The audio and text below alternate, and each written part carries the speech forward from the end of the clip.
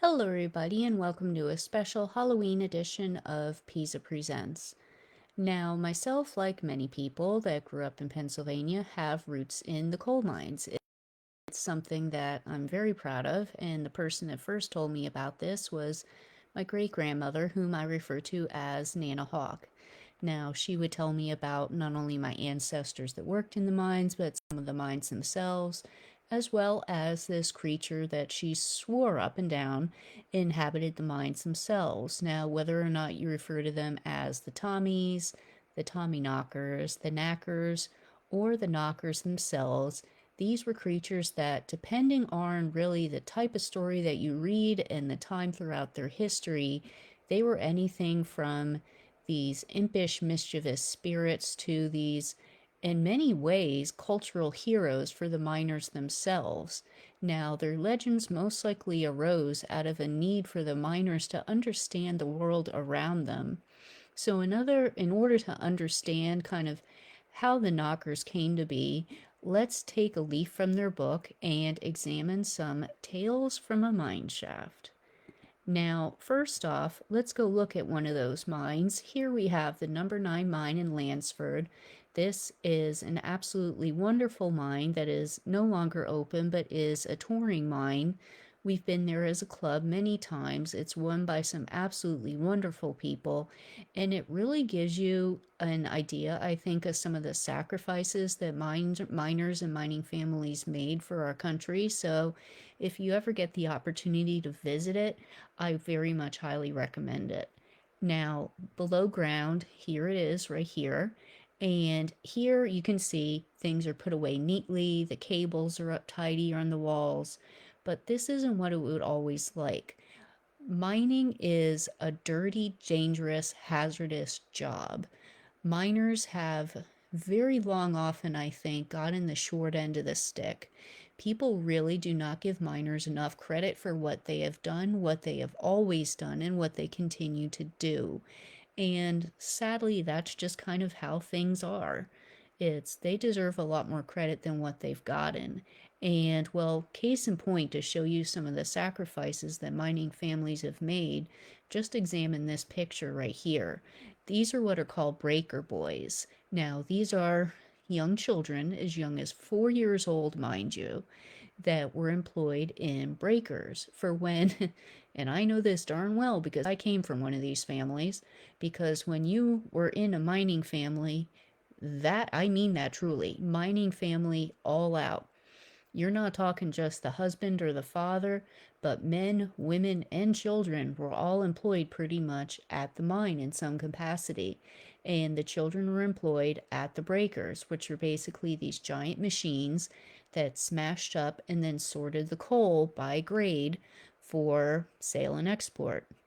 So the kids would then basically sort the coal, and well, really, their little fingers would sort up the coal, pick it up, and be like, okay, there's that size, that one's that size. And yes, it was not unheard of for these kids to get injured and sadly even hurt. And as Nana Hawk explained to me, because although there were so many different ethnicities and so many different backgrounds of these people that worked at these mines, because really at the end of the day, they still looked at the person next to them and they knew that this guy next to them kind of had, in many ways, they were at the same boat. While this wasn't a completely universal thing, in many ways, it created a brotherhood amongst a lot of these people. It drew a lot of these people together. And so she would tell me about how these stories would come down to even her through previous generations, like generations and generations ago, where people would come down in the mine like ancestors of mine, and they would just sit down and they'd be talking to each other, and then other people would come up to them. And like in this mine, say for example right here, this is a very famous historic photo of the cork and bottle mine in Scranton. Some sources will have you say that this photo was taken in Wilkes-Barre, but most likely no, it was in Scranton. And so in the morning, as Nana Hawk would say, these guys would just go sit down and they would just start chattering away to each other. It didn't matter that they didn't all understand each other's language. They were just trying to be friendly, really. So person A would be talking off in this language and then German and then because it was this whole kaleidoscope of these languages. And that was one of the great things about growing up in a mining community because there are so many different ethnicities, so many different groups of people. But then, of course, because this is a Halloween talk after all, so things got to be a little bit freaky. What would happen if you heard a voice that you didn't quite recognize?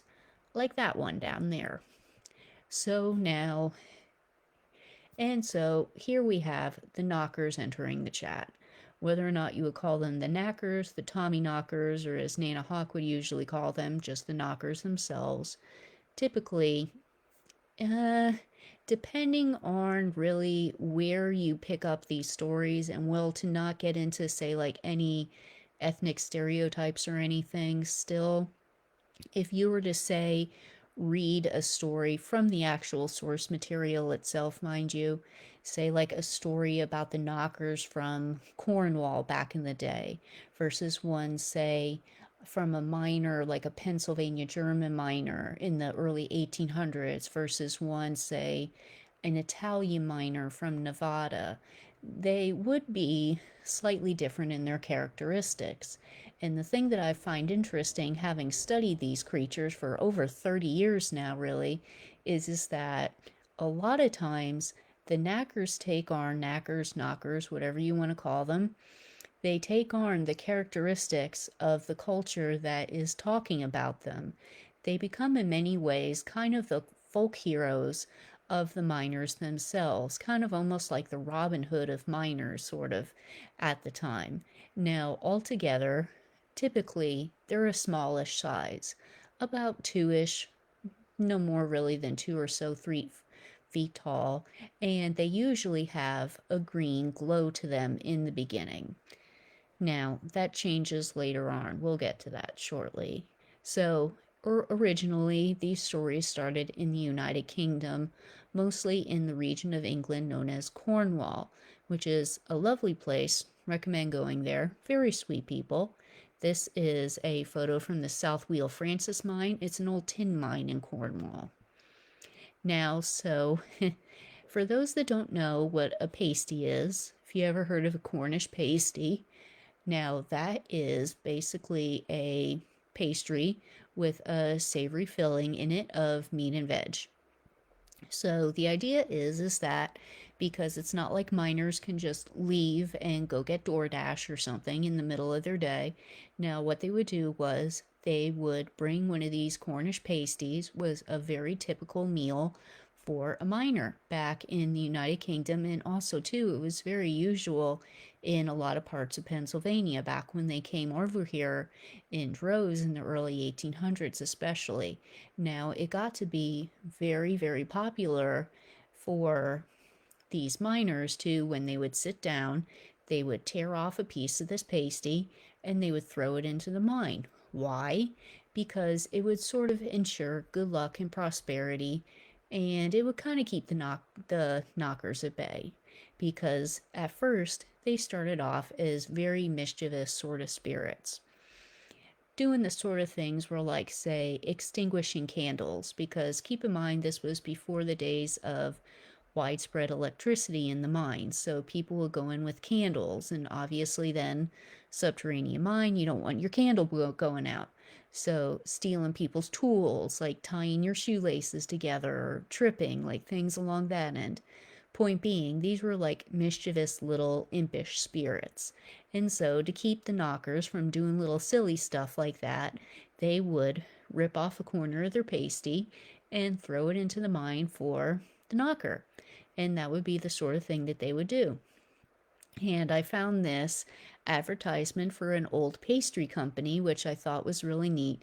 And it shows you how universal this concept was back in the day, that they literally called this pastry company Knockers Crust, where people would make that mental connection between pastry and the knockers, that they would understand that. So now these stories began to change in the early 1800s when more and more people came over from Europe to begin lives as coal miners in the United States. Now, these people got to be known as Cousin Jacks.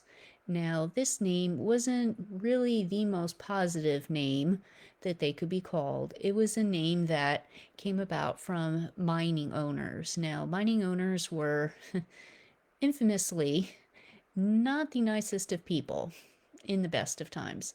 And the idea was that whenever they wanted to fill a mine, whenever they needed workers, they would just ask somebody. It's like, hey, Tom, Dick, Harry, anybody that I can bring over. And the saying is that they would always get told, oh yeah, you can hire my cousin Jack. You can just bring him over, just the price of a ship ticket, whatever. You can just do that. And so, yeah, that would be the idea that irregardless of whatever country these people came from, all of them had a cousin Jack that wanted to work in the mine.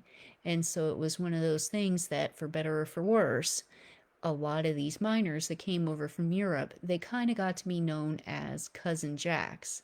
And it was actually not at all unheard of that in many locations, and I've seen the source material, like primary source material at I volunteer at a historic location where I live in New Jersey, and I've seen some of the material that they have in there. There have been mines out in Pennsylvania and elsewhere where large groups of people have come over from, let's see, the United Kingdom, and there was also one in, I believe it was Italy too, and as well as Poland. People came over to the United States and they actually insisted on the mine owners first promising them that there was a knocker in residence at the mine first because they wanted to know that they would be taken care of. So what the mine owner really did to assuage their fears, or concerns rather, that there was indeed one of these spirits or a group of these spirits living in the mine. But that just goes to show you how widespread that these creatures were getting in the popular consciousness. That these people would literally not take these jobs unless they would be promised that yes, one of these is indeed in the mine. So, what really was going on here? Now, I hate to say this because my great grandmother really was completely convinced that these things were real. But obviously, do we have 2 foot tall glowing green men running around the coal mines in Pennsylvania? No, most likely not. So, what was going on in here? Now, so pasties disappearing randomly, knocks in the mine, because that was how they got their name from the knocks that they would leave on the walls of the mine, warning miners of imminent collapse. And then also, too, the green glow that they would emit. So, what was happening here altogether? So let's just examine these things really one at a time. So these pasties that would just disappear, the food that would disappear, the miners, things along that end. Well, this is a mine. Not to put too, fine a point on it, but there is a lot of wildlife in a mine. A mine is a very, very vibrant ecosystem. Just bats alone, there are over 24 species of bats that you can find in a mine, not just in the same mine, mind you, but in just mines, period. There are over 24 species of bats that you can find in mines itself. And then in terms of like animals that can come by and just like take that pasty right there, I mean, seriously, it's like we have a pair of 6-month-old kittens at home right now, and the girl just tried to eat celery the other day. It's for the love of God. Animals will eat almost anything when properly motivated. So it's if you leave out a piece of food and you're really anywhere, a critter most likely will find it and will try to eat it. And in terms of the green glow, well, there are actually quite a few minerals that if you strike it a certain way, it will emit a light or it will emit a certain type of glow to it. And there obviously is minerals that glow under certain conditions as well. And then also, too, to say nothing about gases, trapped gases in a mine, too, as well. I mean, you're dealing with subterranean conditions here. There is rock under pressure. And speaking of rock under pressure, the very obvious reason to explain all of this is, well, you know, things crack. Things are cracking, they're falling apart. Mining is a very, very hazardous job, a very damaging job to the mine itself. You're putting a lot of just pressure and strain on the rock. And, well, all of that cracking, all of that popping, it's not out of the realm of possibility for really, if you think about it, for all of that popping, all of that, the cracks, just kind of picture what it would sound like if somebody would be knocking on the wall of the rock, and then think what the cracking would sound like. It kind of sounds similar if you think about it, doesn't it? So that's why a lot of people think that the knocker legends arose from people hearing cracking in the rocks and mines, and people thinking like, oh, there must be somebody warning me, there must be somebody like protecting me, or conversely, oh, like this little critter like stole my pie or something. And but it's people trying to explain what's going on in the world around them. That doesn't mean that they're stupid. It just means that they're trying to understand things through the lens of their own time. Now, this is what miners were trying to deal with in their own time, cave-ins. This was something that was very, very much a part of their own time. This was what they were trying to avoid. This was their reality. This was their life. Cave-ins were something that was absolutely devastating to a mining family. It was something that occupied them morning, noon, and night. Now, so how did this really come about, and what are some of the terminologies that people would throw about with this? So when you were talking about basically like the room in a mine, an open area, the top of it was a roof and the bottom of it was a floor. So when people would hear these knocks in a mine, people would hear these noises, whether or not you would call it a knocker or just whatever. Now, so say that you would hear this knocking. If it sounded stable, if it sounded like solid, good rock, then you would say tight.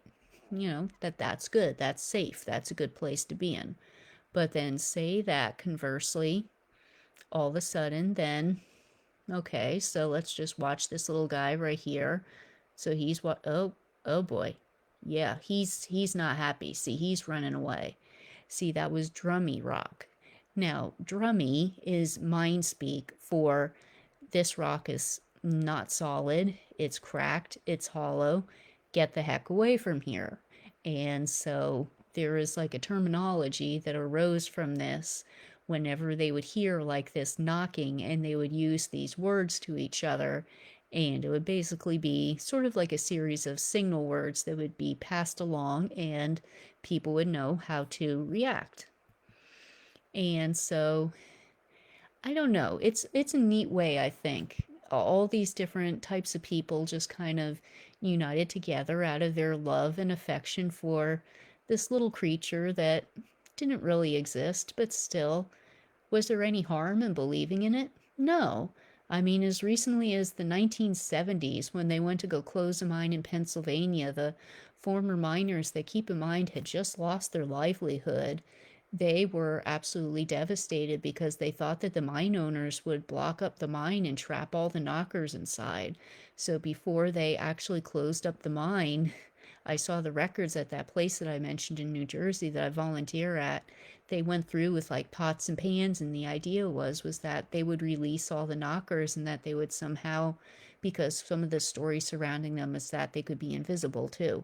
And so all the knockers would then be able to escape and find new mines or places to inhabit. And that goes to show you that even in the 1970s, 50 years ago, that is just how much of a place in the hearts of these families, these creatures could inhabit. So while again, yes, these stories could be to some silly or just, I don't know, weird, still, it was a way that many came to explain the world around them. And in the process, they found something to believe in, and they found something to share with other communities around them and within their own community. And in the end, I think that's a pretty neat thing. So, thank you very much for joining us, folks, and have a lovely rest of your week then. Bye.